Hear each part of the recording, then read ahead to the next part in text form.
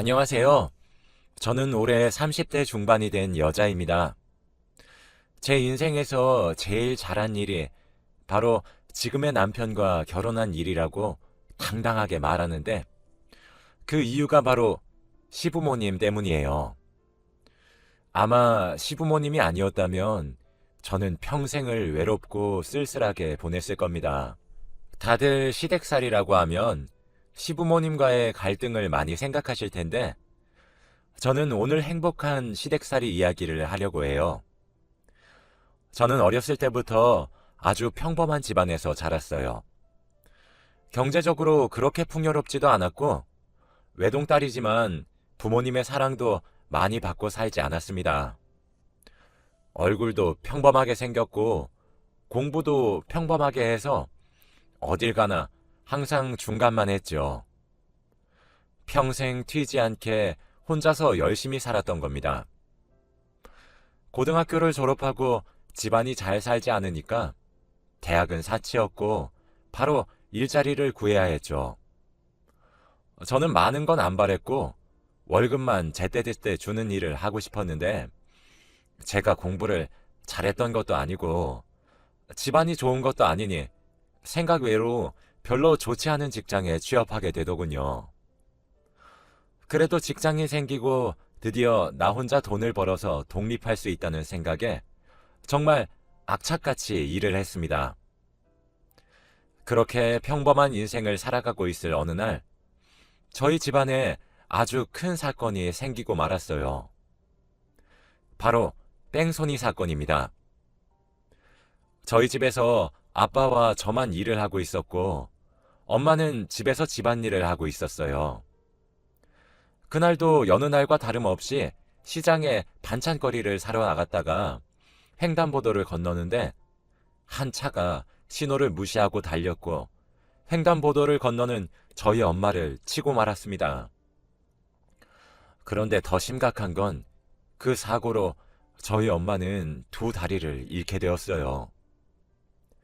사고는 뉴스에 나올 만큼 큰 사고였는데 더 놀라운 건 그 사람은 사람을 치고도 차를 끌고 도망갔죠. 알고 보니 술을 5병이나 마신 음주운전자였고 자기가 사람을 쳤는지도 모르는 아주 나쁜 사람이더라고요. 저는 그날 일을 하고 있었는데 갑자기 모르는 번호로 전화가 와서 업무 중에는 전화를 받을 수 없으니 거절했어요. 그런데 그 뒤로 20통이나 더 왔습니다. 그래서 점심시간에 그 번호 다시 전화를 걸어보니 김순자 씨 자녀분 되시죠? 왜 이렇게 전화를 안 받으세요? 지금 김순자 씨 크게 다치셨으니 얼른 병원으로 오세요. 라고 하는 겁니다. 저는 그 말을 듣고 갑자기 머리가 새하얘지면서 아무 생각도 나지 않았고 심장이 엄청 빠르게 뛰더라고요. 오늘 아침까지만 해도 멀쩡히 나랑 인사를 나누던 엄마가 도대체 무슨 큰일이 생겼길래 병원에서 이렇게 급하게 전화가 오는 건지 저는 당장 반차를 내고 급하게 병원으로 달려갔습니다. 병원 가는 내내 엄마를 잃을까 두려운 마음에 눈물이 주룩주룩 흘렀고 너무 무서워서 아빠한테 전화를 해봤지만 아빠는 전화를 받지 않더라고요. 눈에 초점이 없는 채로 병원으로 가서 저희 엄마 이름을 말하니까 지금 수술 중이라고 했습니다. 안내받은 수술실 앞으로 가니 아빠가 고개를 떨군 채 초점 없는 눈으로 앉아 계시더라고요. 그러면서 어떻게 된 일인지 저에게 말씀을 해주셨습니다. 저는 너무 화가 나고 억울해서 눈물만 엄청 흘렸죠. 그런 금수만도 못한 자식한테 엄마가 사고를 당했다는 게 너무 화가 나고 원망스러웠어요. 저희 엄마는 세상에서 가장 착하고 선한 사람인데 하늘도 무심하십니다. 저와 아빠는 서로 각자의 생각에 잠긴 채 수술이 끝나기를 기다렸어요. 그렇게 몇 시간이 걸린 대수술이 끝나고 엄마는 중환자실로 갔습니다. 저와 아빠는 수술이 끝난 엄마 옆으로 갔는데 아침까지 있던 엄마의 다리가 없었습니다. 한 다리가 아닌 두 다리 모두요. 의사 선생님께서는 이게 최선이라고 했고 더 이상의 방법은 없다고 했습니다. 엄마는 하루아침에 두 다리를 잃은 장애인이 된 겁니다. 아빠는 엄마를 보자마자 병실을 뛰쳐나갔고 저는 다리가 없는 엄마를 보니까 그 뺑소니범에게 화가 머리끝까지 나서 도저히 용서할 수 없겠더라고요. 병실을 나간 아빠는 다시 돌아오시지 않으셨고 저는 회사를 나가지 않고 옆에서 엄마를 간호했습니다. 그 며칠 동안 뺑소니범은 저희에게 사과 한마디 없었는데 경찰에게 들어보니 그 사람이 음주를 많이 해서 기억이 안 난다고만 반복했고 결국 징역 5년밖에 선고를 받지 못했다고 하더라고요. 한 사람의 인생을 이렇게 짓밟은 사람이 어떻게 5년만 살다가 나오나요? 평소에 산책도 자주 하고 걸어 다니는 걸 좋아하는 저희 엄마는 걷는 행복을 평생 누리지 못하게 되었는데 말이죠. 저는 그 뺑소니범이 감옥에 들어갈 때까지 얼굴 한번 보지 못했습니다. 그동안 저희 엄마도 깨어나고 재활치료도 받았어요. 엄마는 일어나자마자 두 다리가 없는 자신을 보고 눈물을 하루 종일 흘리셨고 저는 그런 엄마 옆에서 평생 도와주겠다고 결심했어요. 그런데 그동안 아빠는 단 한 번도 엄마와 저 옆에 나타나지 않았습니다. 전화와 문자를 해도 답장이 없었고 제가 집으로 가니 아빠는 술만 먹고 계시더라고요. 아마 엄마가 그렇게 된 게 아직은 받아들이기 힘드신 것 같았습니다. 그리고 엄마는 재활치료도 열심히 받았고 휠체어를 이제 잘 사용할 수 있게 되어서 퇴원을 하고 집으로 돌아왔어요. 저희 집은 엘리베이터가 없고 계단밖에 없어서 엄마를 데리고 올라가기 너무 힘들었지만 그래도 몇 달 만에 집에 가는 엄마가 행복해 보여서 저는 꾹 참고 엄마를 업고 집으로 데려갔죠. 저는 이제 그날부터 다시 예전처럼 평범한 가족이 될 줄 알았습니다. 그런데 이건 제 착각이었나 봐요. 그날부터 저희 아빠의 가정폭력이 시작되었거든요. 아빠는 술만 먹으면 괴물로 돌변하셨습니다. 그런데 아빠는 술을 먹지 않으실 때에는 평범한 남편이었어요. 시간이 지날수록 아빠의 알코올 중독 증세는 더 심해졌고 술이 없으면 일상생활이 불가능할 정도였습니다. 그래서 직장에서도 쫓겨나고 하루 종일 집에 박혀서 술만 먹었죠. 엄마는 도저히 참을 수 없어서 아빠와 이혼을 했고 저와 둘이서 살게 되었어요. 저는 그때 깨달았습니다. 평생 결혼도 할 수 없을 것이고 엄마 뒷바라지만 하고 살아야 되겠다고요. 제가 결혼을 하고 가정을 꾸리면 혼자서 외롭게 지낼 엄마가 걱정되었고 평생 동안 불행 속에 사셨던 저희 엄마가 너무 불쌍했습니다. 그래서 엄마를 위해 돈을 벌고 그 돈을 엄마를 위해서만 썼어요. 그런데 그때 한 남자가 나타났습니다. 얼굴도 괜찮고 능력도 성격도 괜찮은 남자였죠. 그 사람을 만나면서 처음 결혼에 대해 생각해 본 것 같아요. 평생 제 인생에서 결혼은 없을 것만 같았는데 그 사람을 보니 가정을 꾸리고 싶은 욕심이 생기더라고요. 엄마한테 몹쓸 짓인 건 알지만 나름대로 저도 지쳐 있었고 조금은 행복을 누리고 싶기도 했습니다. 착한 엄마는 혼자가 되는 게 두렵긴 하지만 딸이 행복하면 좋겠다며 자기 눈치 보지 말고 결혼을 하라고 했어요. 그 남자는 저희 엄마가 두 다리가 없어도 괜찮다고 한 아주 다정한 남자였습니다. 그런데 문제는 그 남자 집안의 부모님이었죠. 처음에는 좋게 말하시면서 결혼을 하지 않아주면 좋겠다고 말씀하셨고 그 남자는 부모님의 반대를 무릅쓰고 결혼을 진행하자고 하더라고요. 저희가 뜻을 굽힐 생각이 없으니 저에게 찾아오셔서 돈다발을 주시며 우리 아이 인생 망칠 생각하지 말고 제발 결혼 포기해 주세요.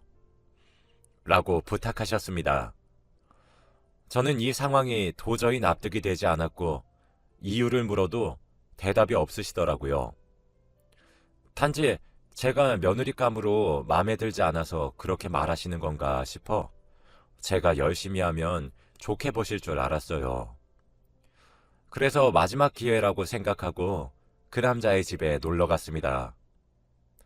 그런데 식탁에 앉아 계시던 그 남자의 부모님은 제 얼굴을 보시자마자 화를 불같이 내시면서 그 남자에게 아들, 다른 여자라면서 쟤랑 헤어지고 다른 여자 만나서 오늘 소개시켜준다고 했잖니? 라고 하시더라고요. 그 사람은 부모님께서 저와 같이 밥을 먹자고 하면 반대하실 걸 아니까 일부러 다른 여자를 소개시켜준다고 하고 자리를 만든 모양이에요.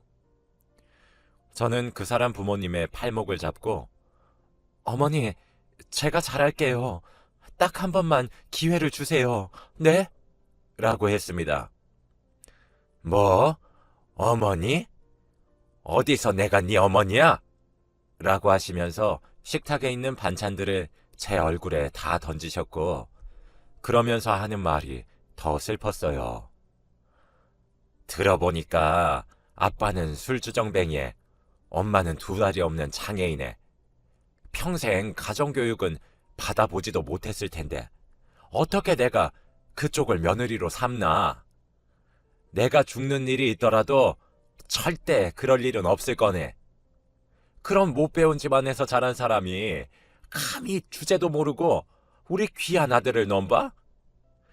우리 아들의 아내가 되는 건 절대 안 되네. 당장 이 집에서 나가. 결혼을 반대하시는 이유가 단지 제가 못 믿어서 그런 줄 알았는데 그게 아니라 바로 저희 집안 때문이셨어요. 알코올 중독자 아빠와 장애인 엄마를 가진 저는 자연스럽게 가정교육을 못 배운 사람이 되었습니다. 저는 충격에 휩싸인 채로 그 집에서 나왔고 집 가는 내내 펑펑 울었네요. 제 집안이 평생 저의 장애물이 된다고 생각하니까 너무 막막했고 제 인생에 정말로 이제 결혼은 없을 것 같았거든요. 시궁창 같은 내 인생에서 무슨 부귀영화를 누린다고 결혼이야. 난 평생 결혼은 못하고 엄마 뒷바라지만 하면서 살아야 돼. 내 주제를 알자. 라는 다짐을 수없이 하고 집으로 갔죠.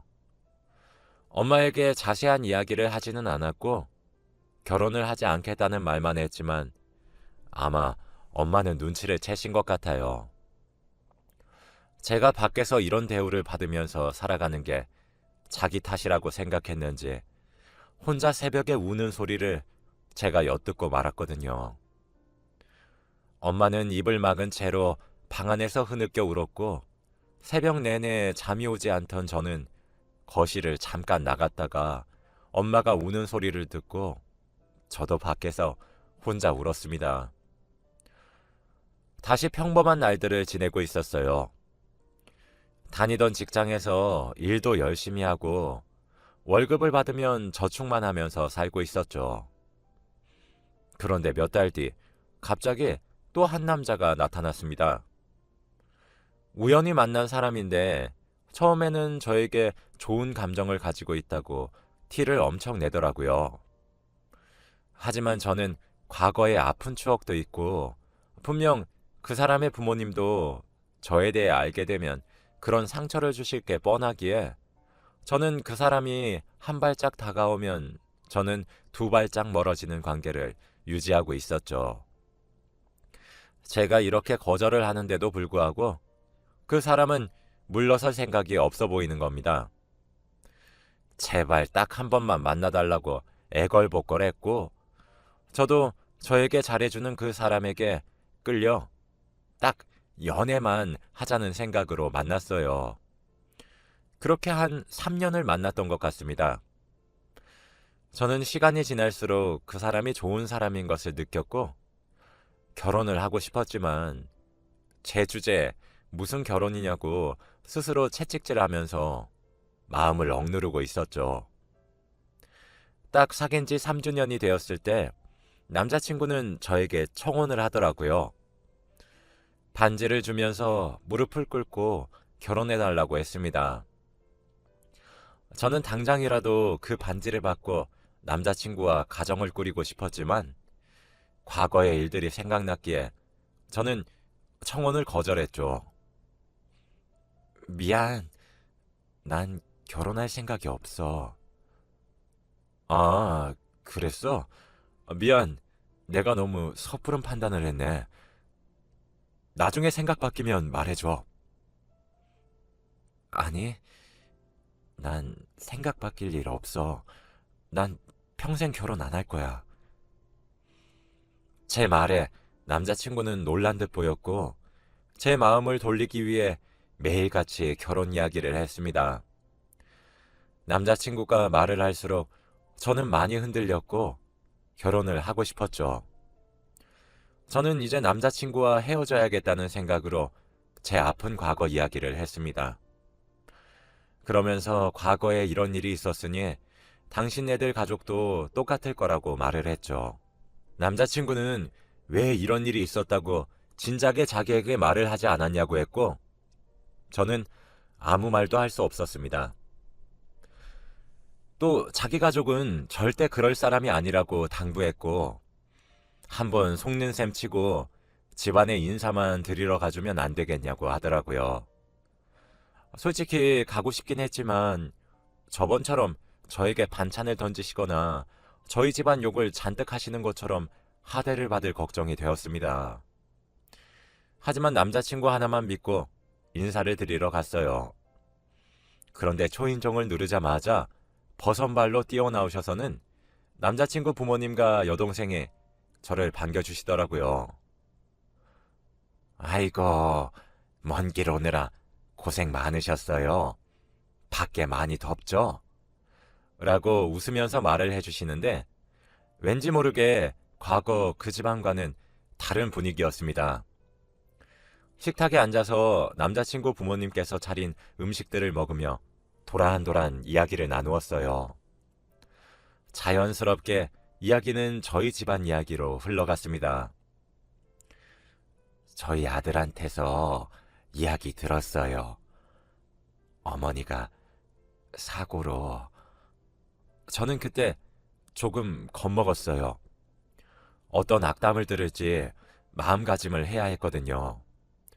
그런데 남자친구 부모님께서 하시는 말은 의외였습니다. 갑자기 눈물을 흘리시더니 아니, 혼자서 어떻게 그런 일을 겪었대? 정말 존경스러워요. 그런 집안에 살면 사람이 흔들리기 마련인데 정말 멋져요. 어머니는 좋겠어요. 이런 멋진 딸도 있으시고. 라고 하시는 겁니다. 아무도 저에게 멋지다, 존경스럽다고 말해준 적이 없었는데 생각지도 못한 사람에게 이 말을 들으니 당황스럽고 놀랐죠. 그러면서 반찬들을 제 밥그릇에 옮겨주시며 오늘 밥 많이 먹고 가요. 라고 해주셨어요. 저는 그분들의 말과 행동을 보고 눈에 눈물이 갑자기 맺혔고 밥을 먹으면서 저도 모르게 뚝뚝 눈물이 흘렀습니다. 제가 갑자기 우니까 다들 당황스러우셨는지 왜요? 밥이 입에 맞지 않으셨어요? 라고 하셨고 저는 아니에요. 너무 맛있어요. 감사합니다. 정말. 이라고 했어요.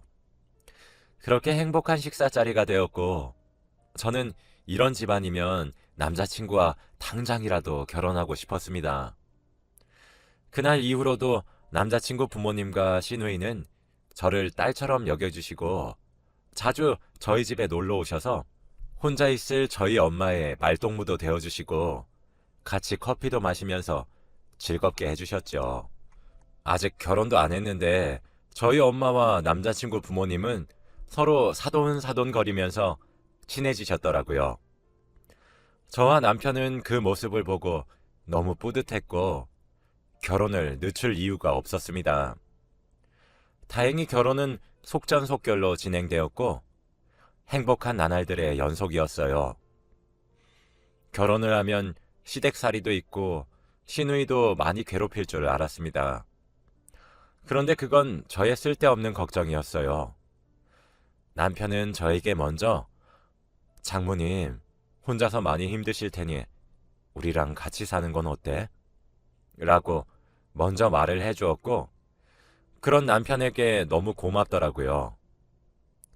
남편은 저와 엄마가 살던 집으로 짐을 옮겨서 셋이서 같이 살게 되었습니다. 그리고 여기서 끝이 아니었어요. 시부모님과 시누이는 결혼 전보다 더 자주 오시면서 저희 엄마의 친구가 되어주셨죠. 그러면서 어느 날은 밤늦게 저를 방으로 시어머니가 부르시더라고요. 혹시 제가 잘못한 거라도 있나 싶어서 겁을 잔뜩 먹고 따라 들어갔습니다. 그런데 갑자기 시어머니는 두 손으로 제 손을 덥석 잡으시고는 며느라, 친구 만들어줘서 너무 고마워.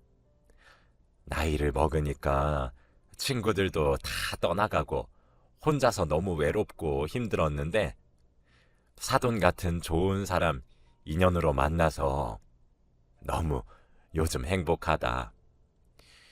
네가 우리 집에 들어온 게 아주 행운이야. 복덩이야, 우리 며느리. 라고 하시는 겁니다. 이게 꿈인지 생신지 감회가 새로웠죠. 그러면서 시어머니는 저를 꼭 안아주셨고 시어머니 먼저 거실로 나가셨어요. 저는 뒤늦게 방문을 열고 거실로 나가니 엄마가 해맑게 웃고 있더라고요. 엄마는 사고 이후에 한 번도 웃으신 적이 없는데 시부모님과 남편 그리고 시누이까지 함께 도란도란 이야기를 하며 행복해 하시는 모습을 보니까 제가 다 기쁘고 뿌듯했습니다. 정말 이 남자 아니었으면 어쩔 뻔했나 싶었죠. 그리고 어느 날은 제가 일을 늦게 마쳐서 밤늦게 집에 가야 할 날이 있었습니다. 택시를 타고 가려고 회사 건물을 나왔는데 글쎄 건물 앞에 시아버님께서 계시더라고요. 저는 아버님을 보자마자 아버님, 여긴 어쩐 일이세요? 라고 했어요. 아니, 시간이 너무 늦었길래 데리러 왔지. 우리 며느리. 에이, 택시 타고 가도 되는데. 원래 딸이 밤늦게 마치면 아빠가 데리러 가는 거야. 걱정되는 걸 어떡해. 저는 몇 년 만에 아빠라는 단어를 듣고 너무 벅차올랐어요. 그러면서 같이 아버님과 택시를 타고 가는데 눈물이 흐르더라고요. 어떻게 이런 좋은 시부모님이 계실 수 있나요? 저는 일부러 눈물을 흘리고 있는 걸 들키지 않기 위해서 창밖만 바라보았고 아마 제가 코를 훌쩍훌쩍거리는 소리를 듣고 시아버님도 눈치채신 것 같아요. 저는 집 가는 길에 결혼하기 잘했다고 계속 생각했습니다. 그 사람이 저에게 매달려준 게 너무 고맙고 감사해요. 지금 생각해보면 평생 불행을 지금 다 보상받은 기분입니다. 다들 시댁이 어렵고 불편하다는 말이 많은데 저는 시댁이 너무 좋고 사랑받는 기분이 너무 행복해요. 평생 동안 사랑이란 걸 받아본 적이 없는데 저를 이렇게 친딸처럼 예뻐해 주시는 분들을 보니 힘이 불끈불끈 솟아오릅니다. 얼마 전에 저희 집에 좋은 일이 생겼어요. 바로 제가 임신을 했거든요. 그것도 쌍둥이를요. 제가 쌍둥이를 임신했다는 소식을 알려드리니 다들 너무 좋아하셨습니다. 그러면서 저한테 절대 움직이지 말고 손 하나 까딱하지 말라고 하세요. 다들 정말 웃깁니다. 그리고 무엇보다 제일 좋아하는 건 바로 시누이가 아닐까 싶어요. 아직 임신 7주차밖에 안 됐는데 얼른 쌍둥이들 보고 싶다면서 벌써 임신 축하 물건들을 잔뜩 사주기 시작하거든요. 예쁜 여동생이 하나 생긴 기분이에요. 이제서야 행복이 뭔지 진정 알아가고 있습니다.